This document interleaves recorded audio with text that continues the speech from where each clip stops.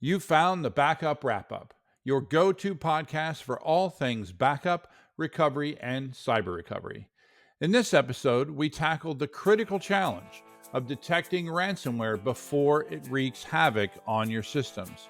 I've got Dr. Mike Saylor from Black Swan Security here to break down the various tools and techniques that you need to know about, from XDR to SOAR and everything in between.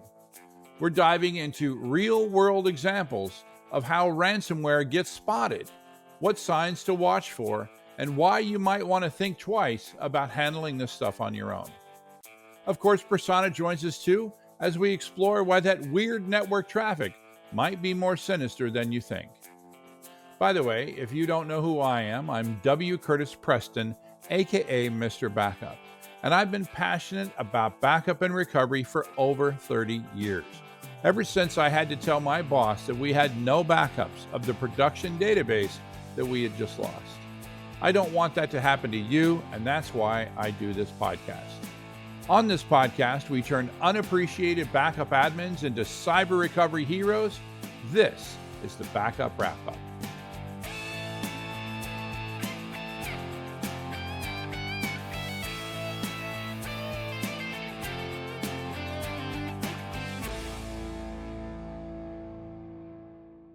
Welcome to the show.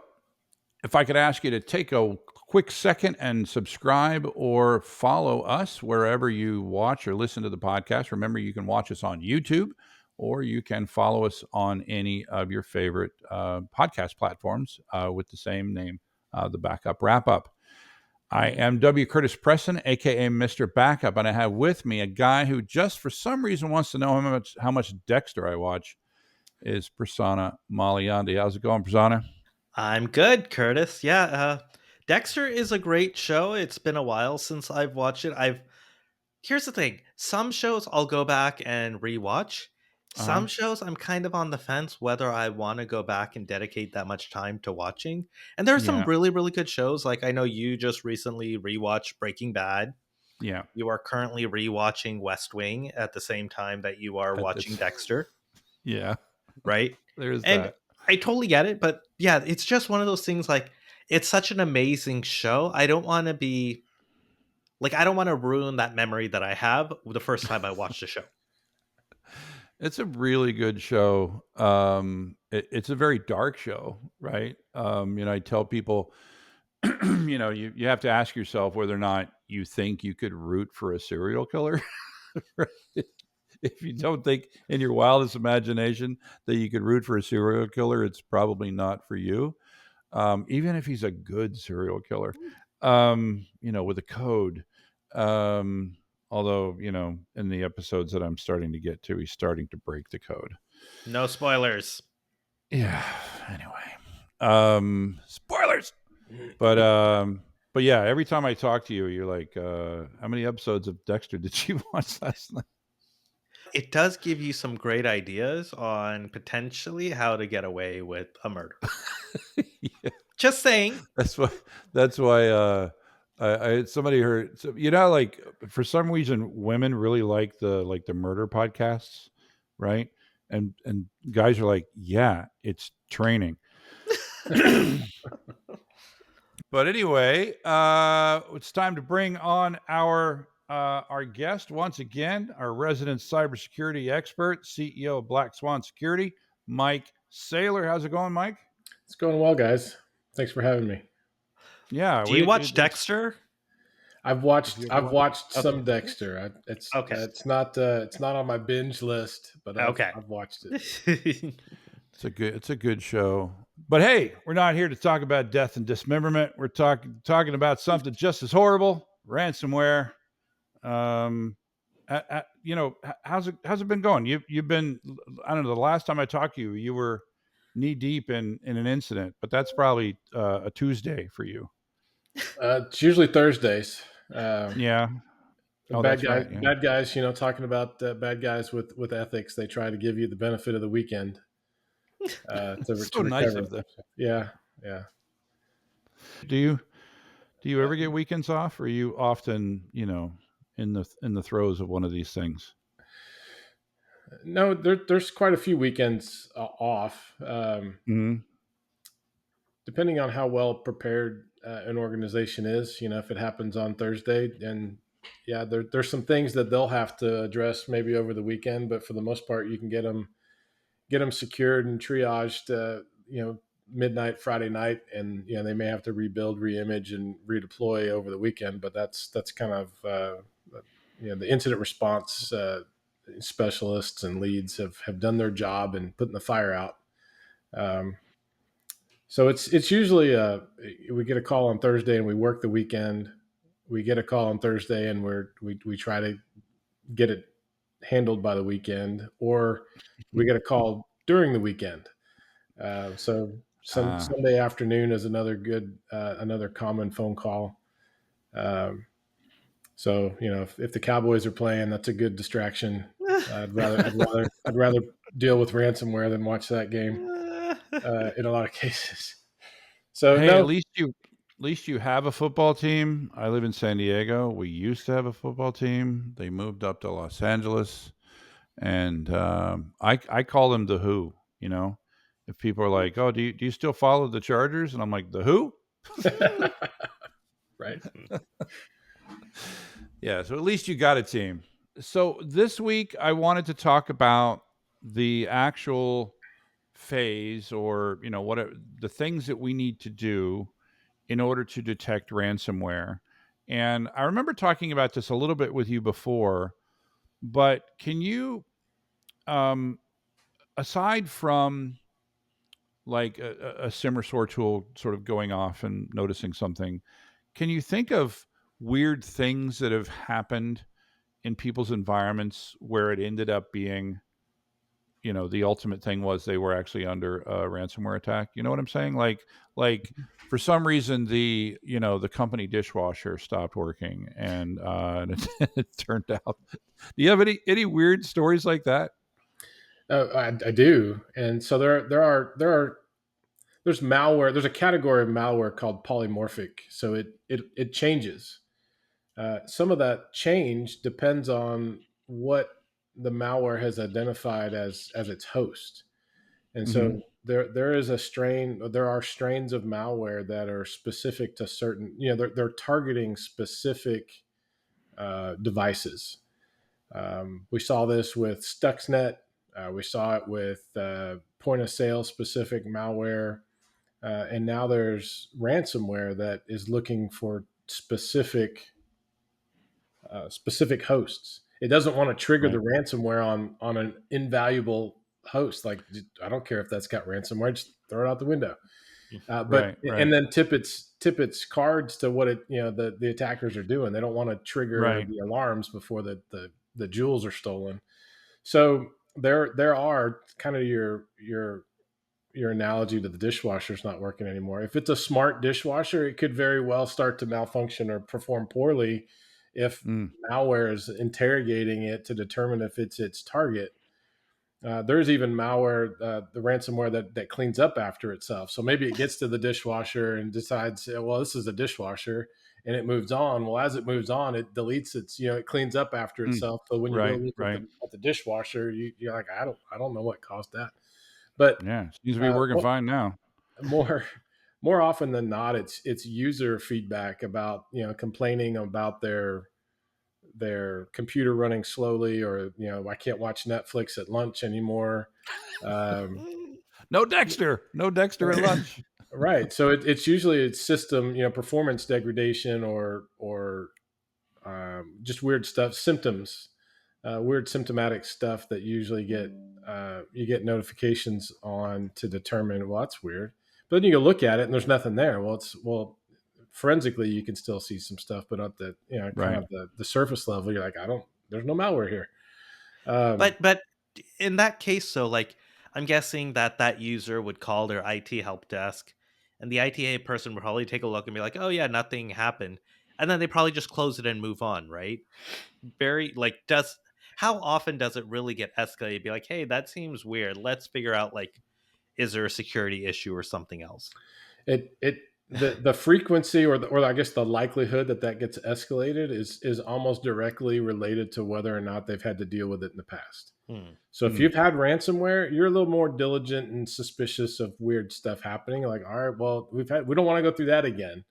Yeah. I'm Right. gonna take every call about weird stuff happening as if it might be ransomware or some other Hmm. malware, versus an environment where maybe they haven't had to put a fire out or go through that. They're a little more skeptical about, Hmm. that's just user error, or it's Do Tuesday.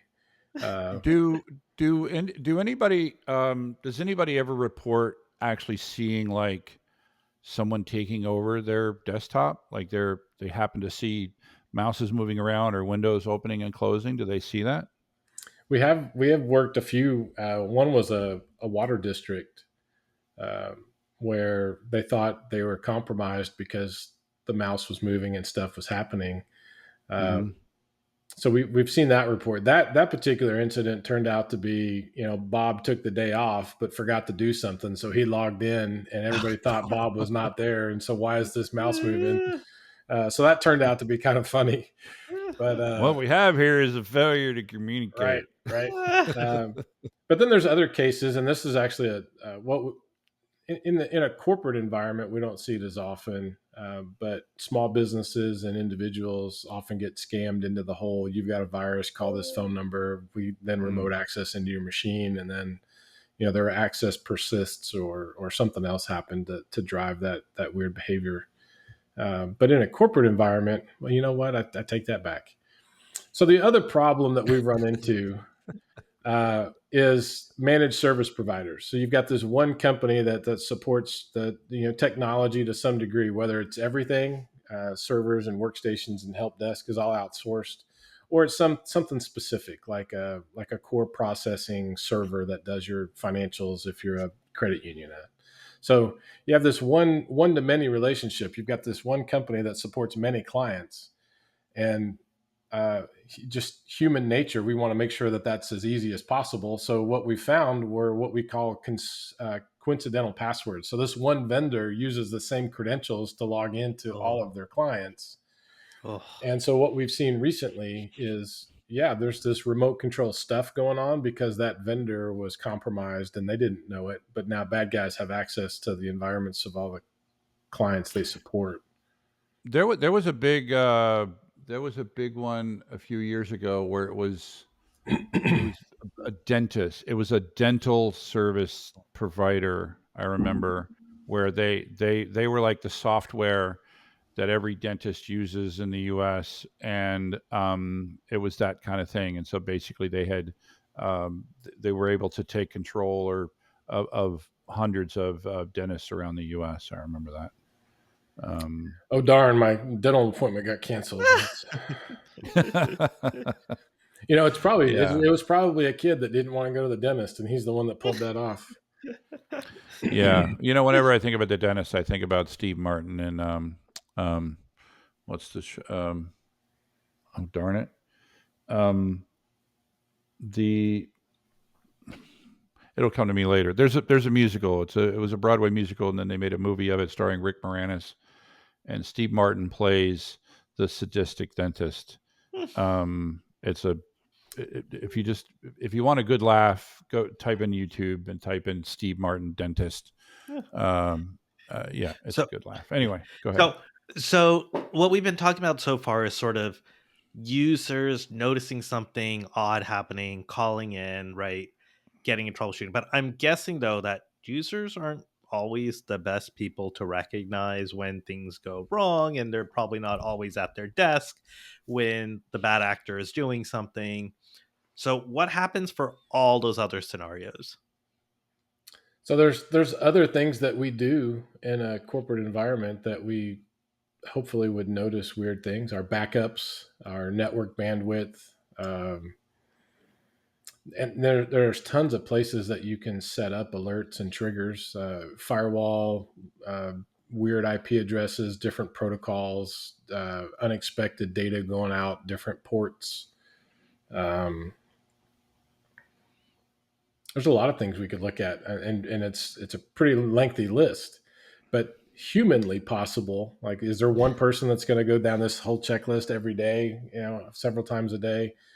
That's just not feasible.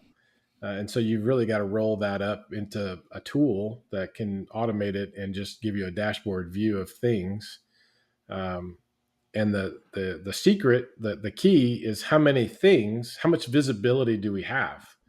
Finding Mhm. tools and the data sources and the use cases that all line up.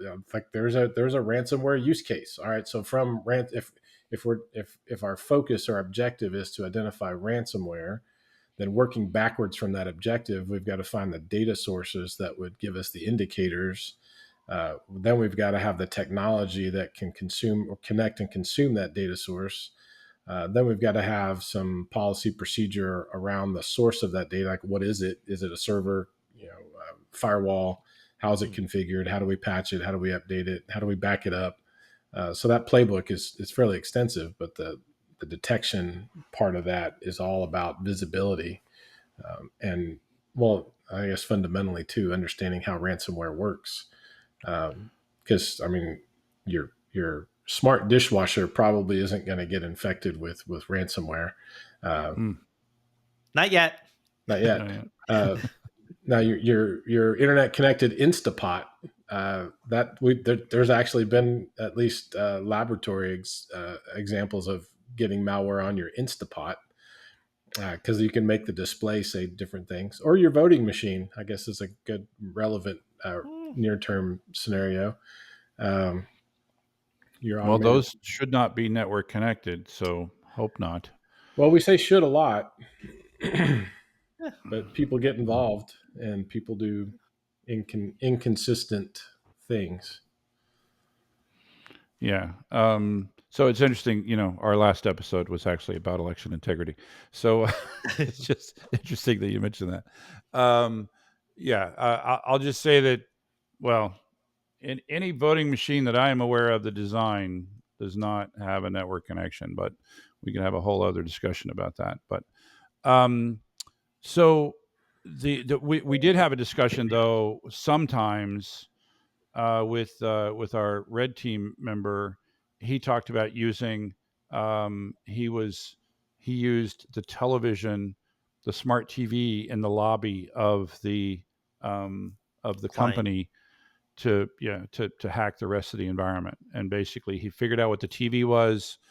They bought the TV. They reverse engineered it, figured out how to hack it, and then used that as a way to bridge into the environment. Mm-hmm. Um, but the so when we start talking about this, we've got to start talking about some sort of tools that are, and there's three tools that I'm aware of, and which would be XDR, SIM, and SOAR. SOAR is more about the response, right? But XDR and SIM tools are about the actual detection. Did I get that right? So the XDR is the platform that you would consolidate all of your alerts and data sources from different other tools. So it's kind of like Okay. the top of your security stack. Okay. And then the SIM is kind of below that. So SIM is one of the feeds into Sources. your XDR platform. EDR, your Gotcha. anti-malware endpoint stuff, that's another data source. Um, I and just so thought all the EDR tools were calling themselves XDR tools. That's what it looked and they're like. really not. Um, Okay. the evolution of EDR into more of a managed service is still missing the network layer. So the EDRs like CrowdStrike that say that they do XDR, I think their definition, I think it's a terminology problem. XDR, the extended detect respond. Mm-hmm. Maybe they're expanding their visibility, out from just workstations and servers, and they're doing some other stuff. But really, it's just the managed service and response capabilities that they're putting on top of their EDR solution. But they're still missing the Which east west, network traffic, net flow, okay. Okay. So firewall. EDR, sorry to interrupt. EDR would be endpoint detection response, which typically what we're talking about there is like desktops and laptops and things like that, not so much servers. Would that be right? Well, servers too. I mean, you can Oh, put okay. EDR on servers for sure. Okay. but not Um, necessarily networks, like network yeah, switches and others. CrowdStrike doesn't do network analysis, Yeah. and so even before, the first kind of acronym was NDR, network layer Mhm. stuff. So that's like extra hop, NetFlow, your router, tripwire type stuff, and then we have the anti-malware, the antivirus group grew into anti-malware. Now that's an EDR, so it's managed with, and it's really that's not a new concept. It's really just console view of your anti-malware deployment, and that's been around for a long time. But then as a managed service, we want to call it something. So there's your EDR. So it's more than just monitoring and managing. It's also the ability to respond. So now Mm-hmm. we have NDR and EDR. Well, then MDR came into play, and the idea with MDR was now we can look at network, primarily network, and then the evolution What's of that, CM stand for? uh, monitor, Multi? detect, monitor, Oh, detect, monitor. respond. Oh, okay. But like MSSPs, the managed security service providers, they're also slash MDR. Mm. Our delivery service. Well, then that's expanded now to say, well, I can, depending on my SIM, and MDR was primarily just a SIM solution. That's the top of their stack. Well, is your SIM technology capable of ingesting the EDR data from your Mm. EDR console or your endpoints? It was really good at NDR if you had the technology in your environment to collect and provide the network The east-west logs. traffic. Yeah. So even MDR at the beginning was just like syslog, server, events, and your firewall, and that was pretty much it. Hmm. Well, then XDR in every case, network, the MDR component that does a little bit more than network, and then the EDR, XDR. The idea with XDR, the extended detect, is now we can plug anything into our console. So that's our SIM, that's anti-malware, NetFlow, and even like some XDR platforms can do like physical security devices like badges and motion cameras and um, IoT things, like hey, my dishwasher's throwing errors a bunch. You can, I guess, Mm. if there's a use case for that. So the So idea with XDR, and even broader than that, is an open XDR platform that just about anything you can imagine can be fed into this thing to correlate events and if it's capable, develop behavioral baselines and some other cool stuff.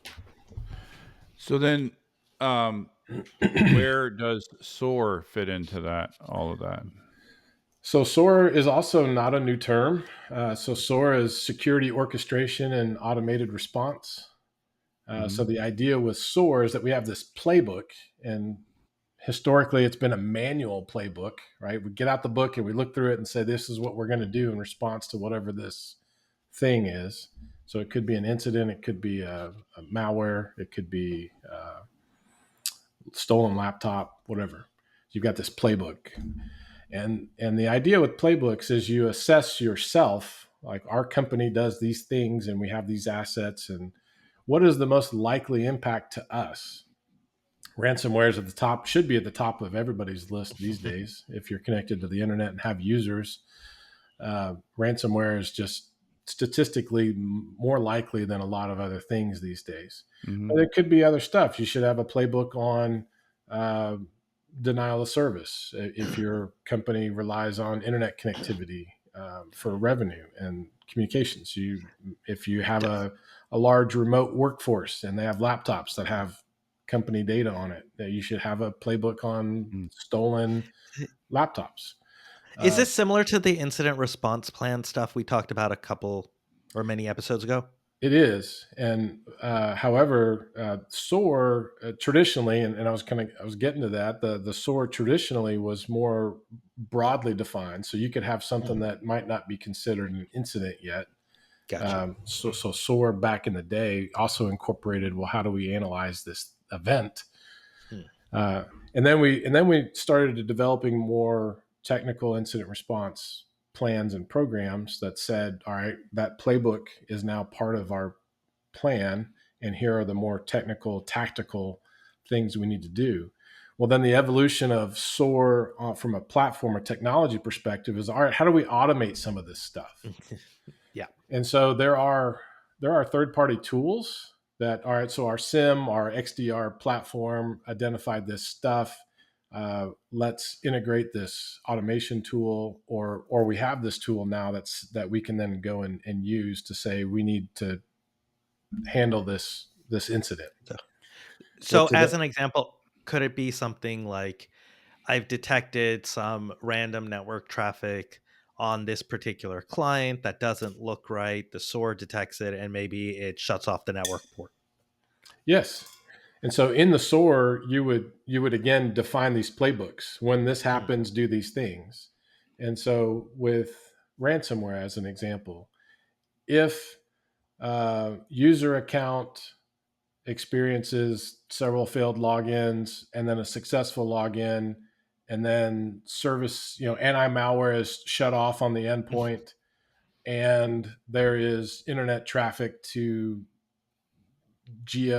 whatever IP address Mm-hmm. around the world, do these things, right? Right. Disable user, revoke MFA tokens, uh, shun or quarantine that endpoint, take it off the, uh, block its IP address, notify whoever, and do these things. You can automate that. Mm.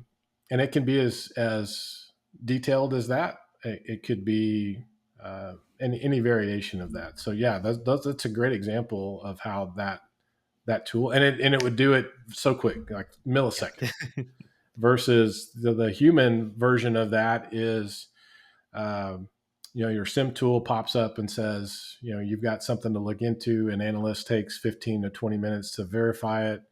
We have a valid thing. Let me escalate it to level 2. Level 2 looks at it. Another 15, 20 minutes. Now we're looking at other data sources like the firewall and some stuff. We've now validated that. Then we escalate that to the client if it's an MSP version, or the business owner or the stakeholder in a corporate environment. And we're waiting for a response from them to determine what to do next. And so now that millisecond SOAR automated response has turned into, at a minimum, hour and a half, 2 hours. Hmm. And who knows what, that malware is, especially the ones that can run autonomously, they've already done reconnaissance to look at what else this thing has access to, and I've already spread and done other stuff. Yeah. Time is of the So essence. yeah, yeah. So all right. So let's say I'm a company, I'm an organization that has none of these tools. Right? I'm listening to this episode. I'm like, holy crap! Like, how many things do I need to buy, and where should I start? I think that's where the average person might be right now. I mean, that's where I am. I'm like, wow, that's an awful lot of tools. Where and each of them thinks they're well, you got to have this, you got to have MDR, you got to have XDR, you got to have SIM, you got to have SOAR, you got to have all these things. And I'm sure there's an acronyms that we haven't got to. Where does I'm worried that I'm going to get ransomware. Where do I start with all these tools? There's a lot of different approaches to the problem, and understanding the problem is fundamentally economics, right? I can't afford the people or the software or whatever it is to truly improve my odds. And that's really what it is. I mean, you can invest everything you have in protecting yourself, and you're still a statistic at some point, because bad guys are going to figure out how to get to you. But remember that ransomware is malware, and all malware requires user interaction in order to infect your thing. So your computer, if it's not connected to the internet and you're not looking at email and going to websites, you're good, right? Or you're 99% there. You also have to disable all your USB ports and Bluetooth and all that other stuff too, which means you really can't use your computer for anything. Um, So then, but if you start there, all right, if my computer's not connected to anything, what can I do? Well, I can't do much. Well, I need to do this thing. Well, what do I need to do that thing? Well, I need internet to get to this website so I can log in to do my work. Okay, well then can we exclude the majority of other things that you don't need to do? Yeah, all right. So we can write policy about that. That's okay. Well, what else do you need? Oh, I need email. I need email to be able to send and receive files and talk to people. Okay. Well, are there ways of restricting email's ability to present me with things that could be a risk? Well, yeah, that's email filtering and spam filtering and some of that stuff.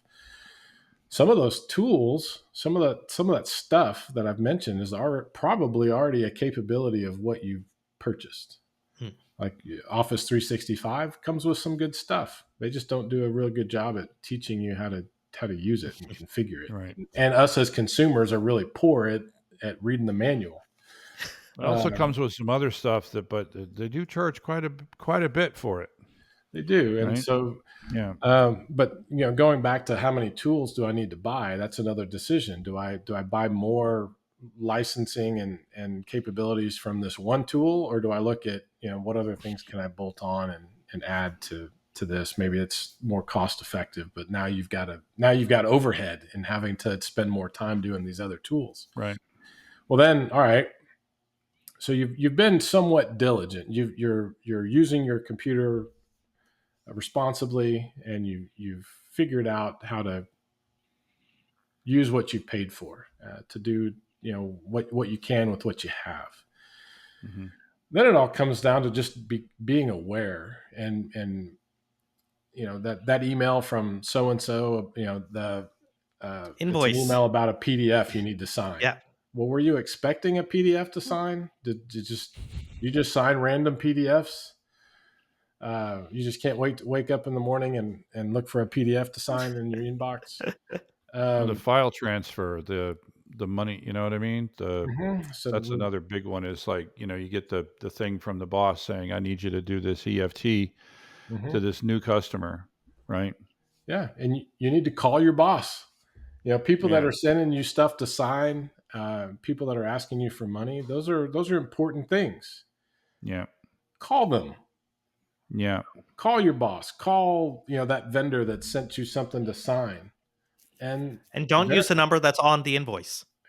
don't call the number not the number that they sent you. It's kind of like back in the day with credit card fraud. Hey, your account there's a problem with your account. Call this number. Well, Right. that number's on the Don't back call of your that number. debit card too. So you should call that number, not the number they Yeah. texted you. Yeah. And So I would say you should call the boss's cell phone, not something on the company phone system if you still have one. that's a great Right. point too.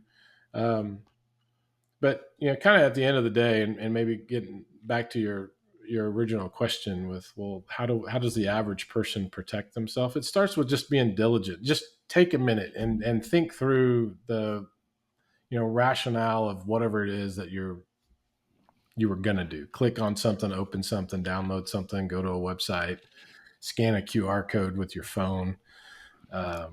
These are all things that you maybe just take a minute and really think through. Do I need to do that? Was I expecting that? Could there be something malicious or wrong with whatever this is? And it never hurts to phone a friend. And making friends is important in this in cyber, because as an individual, you're probably not going to be exposed to or experience a lot of things.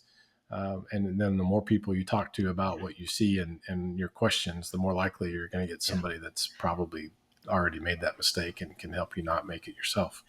Yeah, and Mike, just on that last point, I think it's a great thing. And I know we did an entire discussion about like cyber insurance, Mm-hmm. right? And how they're like a trusted advisor. You should talk to them because I'm sure they could give you good advice on sort of how to shore up your defenses and be able to detect and protect yourself against ransomware and other malware. And there's a couple of real quick like things to consider. If you think you've got ransomware or malware, just turn your computer off. Like power it off. Take the battery out, unplug it, because that stuff needs power to do its job. And if you really think, I've got my whole life is on this computer, and I think I have malware, shut it off, unplug it, take the battery out, and find somebody that can help you get your data off of it and make sure it's clean. Um, and that way, at least you've got a backup.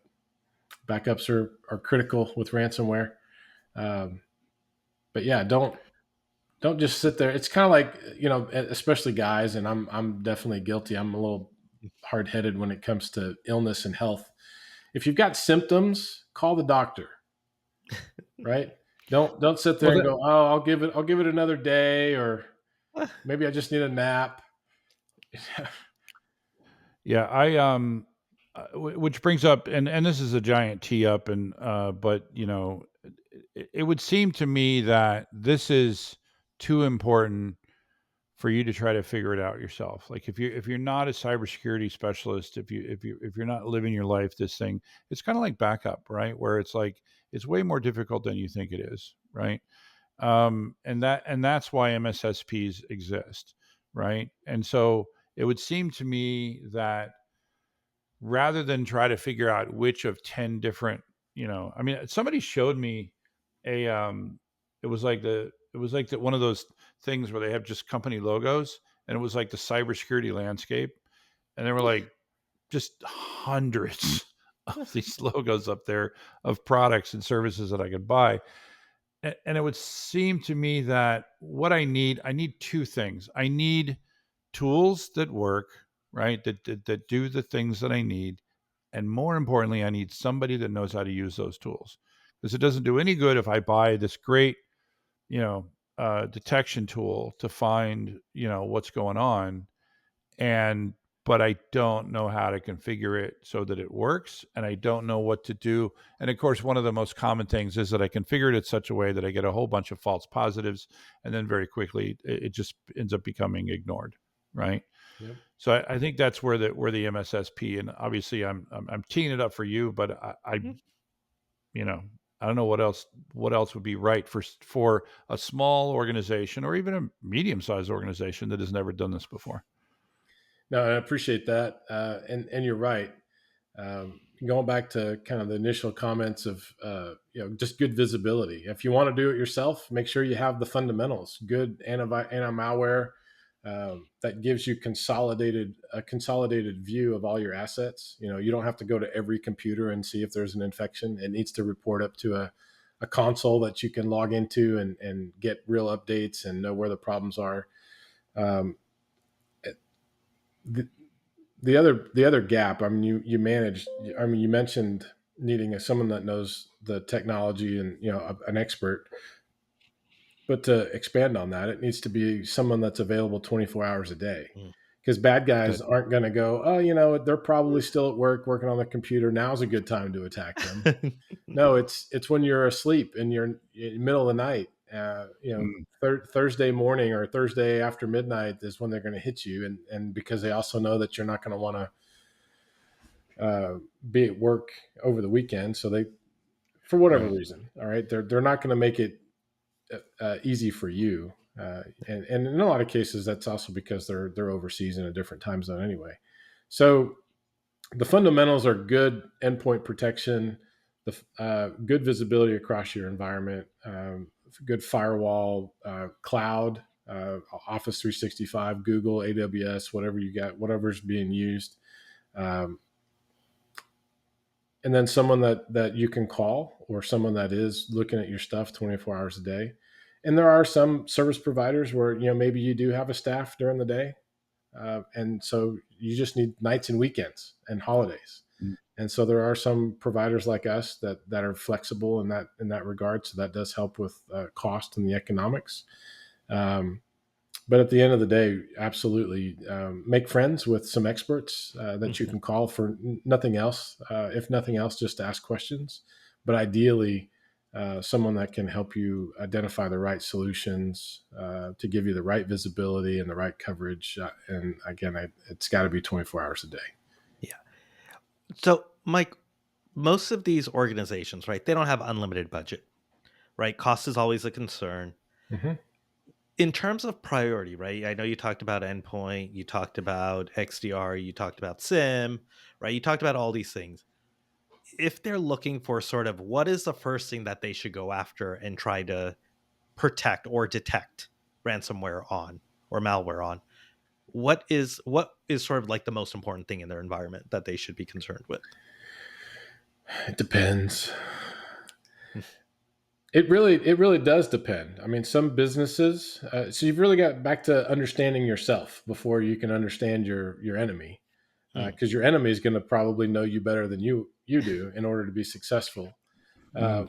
you've really got to understand your business. And so again, if your business is highly driven by your workforce, and your workforce is out, on the they're road warriors or they're working from home, absolutely endpoint protection is a priority, because they probably have company data on that device, or they're using that device to log into VPN or your cloud.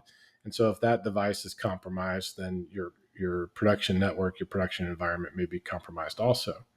But what if you're a data center and you don't have all your endpoints are servers, right? And then so, but then they're also co-managed. They're not yours. You own the hardware, but you don't own the the the virtual machines or what have you. So now your focus is your perimeter yeah. and your connectivity. So I think those are two extreme, one end to the other.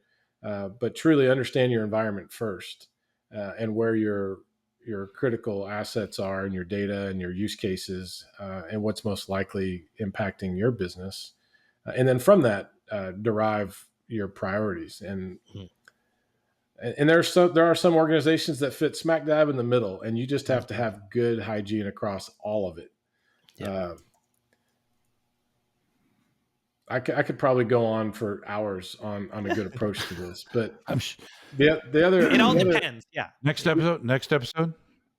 the other real quick thing, in order to know how, and this kind of tags on to know yourself, but there's a lot of organizations that aren't real familiar, or real accurate with all the things they need to protect anyway. Mm, Similar to backups, I can run backup, but I can only back up what I know about. yep. And ideally, even more so to the next level, how important, how do I prioritize those backups? Security is the same. I can only secure what I know. And if there's stuff on the network and there's stuff in the cloud and there's people working from home that I don't know, then I can't protect that. And if I am going to protect it, how do I protect it? That visibility part. How do I get the data from those things, those tools, to know if there's a problem and how to respond to it? Is it automated? Is it a person? Um, and then all of that is going to kind of bubble up to, what are my options and what does it cost and what do I need? Is that Yeah. something I can do on my own? Is that opportunity to bring in a managed service provider? And I think real quick on the cost, I think there's a big misconception that, I'm a small company, I can't afford Mm, cybersecurity. That is a huge misconception. There are a number of providers out there like us that are flexible and scalable. And I mean, our smallest, we have clients that just have 2 employees and they work mm, out of their garage, but they've determined, from an analysis of themselves, that they have a huge cyber risk and they need that protection.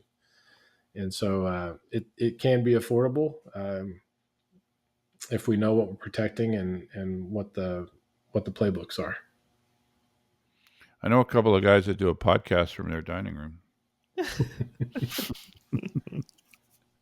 Well, hey, Mike, it's been great talking to you again. Whole thing of like, there's a lot of people, by the way, who literally say, "I don't have enough money for backup," too, right? And you just like, makes my head explode. So, uh, yeah, thanks for bringing that up. All right, folks, in persona, thanks for being here as always. yeah. No, this was fun. And Mike, it's been great chatting. It's been a while. So glad to have you back on. For Yeah, sure. and Missed you guys. and yeah. And thanks to the our listeners. We'd be nothing without you. That is a wrap. The Backup Wrap-Up is written, recorded, and produced by me, W. Curtis Preston. If you need backup or DR consulting, content generation, or expert witness work, check out backupcentral.com. You can also find links for my O'Reilly books on the same website. Remember, this is an independent podcast, and any opinions that you hear are those of the speaker and not necessarily an employer. Thanks for listening.